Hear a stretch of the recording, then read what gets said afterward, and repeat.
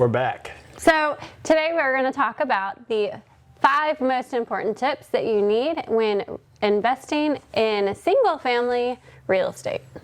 Number 1. You have to know your strategy.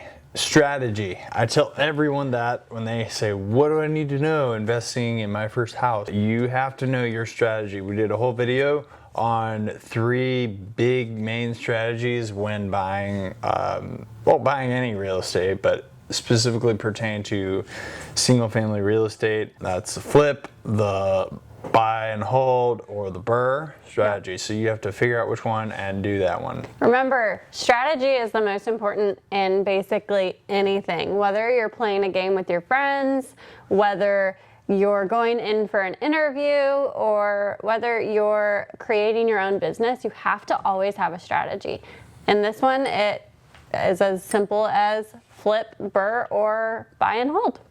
So number 2. Know the ARV, or the after repair value. In a previous video, again, we dove in deep what that specifically means and how you can find that. So go check it out.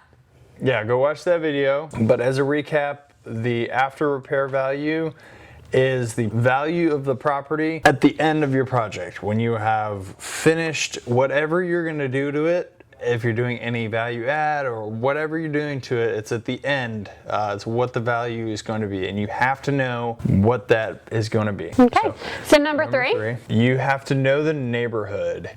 Neighborhood is very important. Very important, because you can find a house that looks like a great deal, and it just you can looks make like 80% return on your money. Yeah, it looks so good, it looks solid, and everything. And if you don't know the neighborhood, you might not know that there is a liquor store 300 feet away where large amounts of drugs are sold, or whatever. You know, you don't know until you know the neighborhood. And on the other side of that, if a neighborhood is quickly appreciating, promise you that is not something that is advertised. You have to know it. You have to see the houses are being turned over one after another, and that's just something you can't Google that and find out. You have to know it by driving. And yeah, I was going to say, and that's where driving for dollars comes in handy, is you start driving around neighborhoods, you see where other investors are, see where houses are being turned,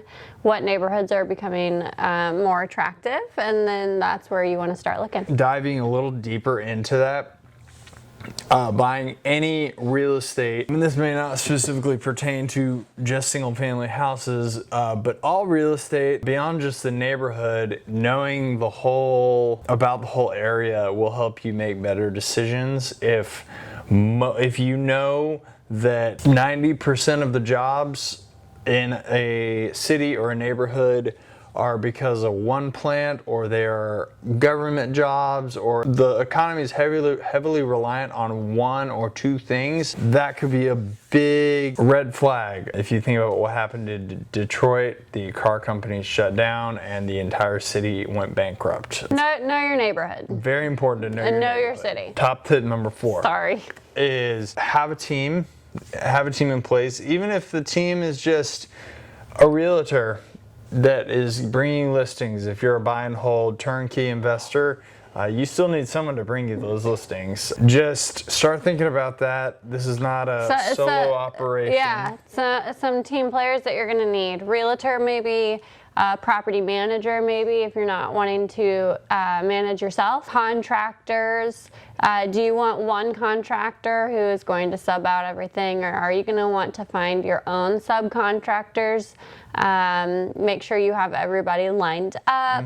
Handyman for if something goes wrong and you're going to self-manage. Another one is lawn care, because if you're going to be self-managing your properties and you need lawn care, you want to make sure you have the right team for that.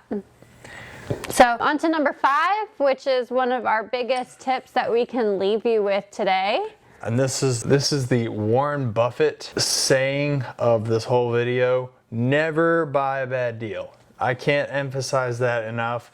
You cannot succeed in this business if you buy bad deals. Don't let that paralyze you, but at the same time, you need to be very, very careful. You can't buy a bad deal. And unfortunately, most deals on the MLS are not great deals. The best thing that you can do to prevent yourself from buying a bad deal is to never let your emotions decide for you. Yep. Let the numbers decide for you. The numbers are going to be what tells you if it's a good deal or not.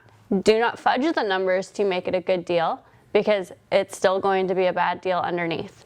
Make it what it is, and then tell yourself if it's a good deal or not.